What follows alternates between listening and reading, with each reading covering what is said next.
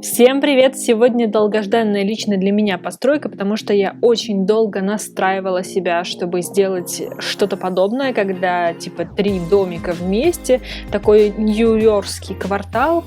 В общем, что-то в этом роде я давным-давно хотела, но все никак не могла решить, как же это сделать, потому что они должны быть интересными, мне хотелось их сделать разными, и тут я наткнулась на хороший добротный референс и, собственно говоря, сделала. Но референс был только центрального дома, вот этот синий с большими окнами.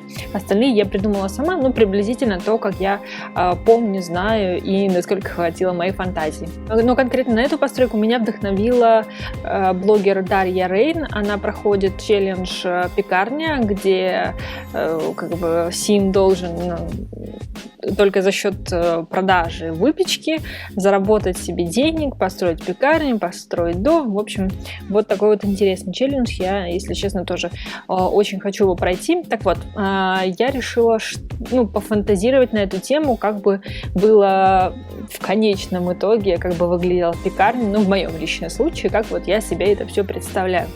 Так вот, вся идея вот этого такого мини-квартальчика заключается в том, что один дом здесь жилой, но на первом этаже находится непосредственно пекарня. Возможно, с этого вроде как и начиналась бы история. То есть был небольшой домик, сверху квартирка, внизу пекарня, потом появились средства и присоединился следующий дом. Именно вот этот с большими фронтальными окнами. Потом он к нам присоединился, там сделали дверку, и пекарня расширилась. То есть второй дом – это конкретно пекарня. И когда дела пошли еще лучше, присоединился третий дом, который, скорее всего, изначально был кафешкой, но теперь это пекарня-кафешка. То есть я соединила вообще все эти дома между собой, то есть так внешне они раздельные, но внутри они абсолютно все соединены. То есть сейчас я дострою и покажу, собственно говоря, все эти моменты. То есть внутри они все переходят друг к другу, потому что пекарня и кафешка, они настолько соединены, что второй этаж кафешки пересекается с вторым этажом пекарни, в общем, создавая такую большую зону, кафешечную зону. Поэтому это все-таки зависимые дома, можно так сказать. То есть они все друг от друга зависят, потому что все друг в друга перетекает. Изолированным остается только, наверное, квартира хозяйки всего этого великолепия. Все остальное связано между собой. И плюс я сделала еще к жилому дому, прикрепила, точнее не сделала, а именно прикрепила эту, как ее называют, тепличку, потому что вот как раз у блогера Дарьи Рей я видела, что она делает, она выращивает сама овощи для того, чтобы из этого всего печь, это получается дешевле, дороже выпечки такая продается. В общем, это очень выгодное мероприятие, поэтому я подумала, что, скорее всего, если бы я тоже проходила пекарню, то да, я, скорее всего, воспользовалась бы этим советом и тоже бы сделала себе тепличку, где бы выращивала фрукты и овощи для своей же пекарни. Поэтому, она, конечно, такая крохотная, эта тепличка. Там немного чего поместится, но что-то такое интересное. Если еще, опять-таки, дела идут хорошо, то можно там выращивать исключительно какие-то либо сильно экзотические, либо сильно какие-нибудь дорогие фрукты, овощи, которые, если покупать по отдельности, дорого, если выращивать самому, то гораздо-гораздо выгоднее. Но площадь особо не позволяла разогнаться очень сильно, поэтому вот такой вот небольшой. Но зато у каждого из этих домиков есть задний дворик, то есть у каждого практически раздельный задний дворик, хотя все-таки вот этот синий и красный дом, они обрели такой более-менее совмещенный, потому что у синего это в основном для контейнеров, для мусорных мест, потому что там просто пекарня, там не нужен какой-то красивый задний двор. Но вот именно с кафешкой я придумала, я не придумала, я подсмотрела, честно, эту вещь у существующей кафе кафешки, которые находятся в одном из городов Симсов. Я не помню, честно, в каком именно. Но, в общем, я случайно это подсмотрела то, что можно делать половинку стены и как бы делать раздачу. То есть я со временем сейчас сделаю еще пристроечку такую, куда можно зайти. И, в общем, можно зайти в кафе и попить кофе, купить выпечку. Можно прям в кафешечке купить выпечку. Вариантов масса. Можно же подойти сзади и взять взять кофе прямо на вынос. И плюс потом я еще поставлю там такие открытые, просто лавочку и 2 столика, которые, просто как бы столики стоящие, без сидений. Вы просто можете, не заходя в кафе, посидеть, позавтракать, попить кофе. Вы можете взять булку, взять кофе и посидеть на улице, если не хотите в кафе сидеть и так далее. То есть вариантов масса, на самом деле. Как использовать это кафе, мне безумно понравилась вообще вся эта идея, вся эта задумка. Я прям была довольна собой, потому что я немного сомневалась в собственных силах, что я смогу это сделать достаточно красиво, достаточно интересно.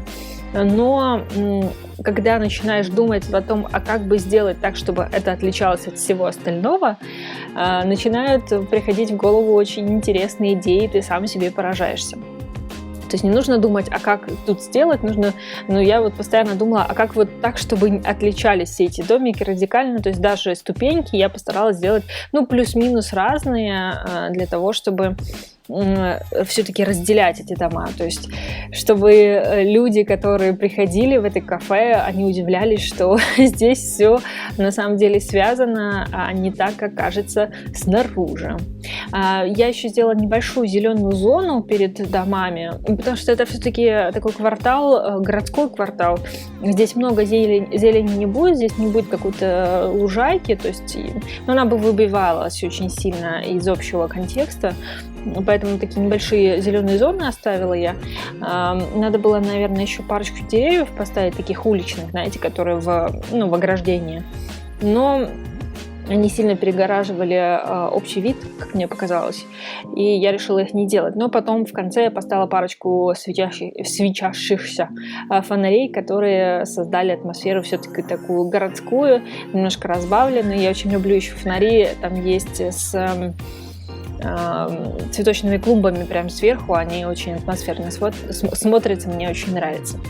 Так вот, я уже как раз приступаю к распланированию вот этих домиков, и как вы видите, я начинаю их совмещать арками, то есть пекарня и кафешка, они даже не дверями совмещены, а именно 2 огромными арками, которые делают из них полноценное такое пространство, совмещенное пространство. А верхний этаж вообще полностью совмещен друг с другом, то есть там вообще нет никакого разделения вообще. И квартирка получилась такая крохотная на 2 этаже, но мне нравится ее очарование, потому что на 1 этаже большую часть занимает кухня, на которой готовится вся эта выпечка, потому что предполагается, что это вот одна владелица этого всего. Скорее всего, в кафешке у нее, конечно, работают люди, на кассе, в пекарне все-таки работает кассир, но она продолжает выпекать, продолжает сама делать все эти объемы. Возможно, у нее есть помощница, но им нужно место для того, чтобы расположиться. Поэтому кухня достаточно большая, объемная. Там есть, там будет со временем не автомат, где там, производятся эти кексы, плюс плита, и там несколько холодильников, посудомоечная машина, конечно же, и все, по-моему, это все, что нужно для пекарни, для того, чтобы производить какую-либо выпечку.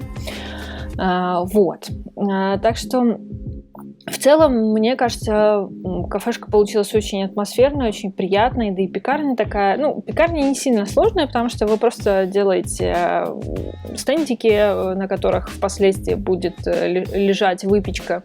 А кафешка мне очень понравилась, особенно вот эта идея с выходом на улицу, я, кстати, замечала, что и в жизни такое бывает. Я встречала такие кафешки, у которых специально место баристы расположено так, что у них есть окошко на улицу, можно с улицы заказать кофе, можно зайти внутрь заказать кофе. Мне кажется, это очень атмосферненько, приятненько, и Ну, не знаю, как-то необычно для Sims 4, конечно, но в этом есть свое очарование. Стиль всего оформления у меня такой, ну, достаточно не старинный, знаете, а, ну да, немножко в старом стиле, то есть все такое немного громоздкое, бордово-деревянное какое-то такое.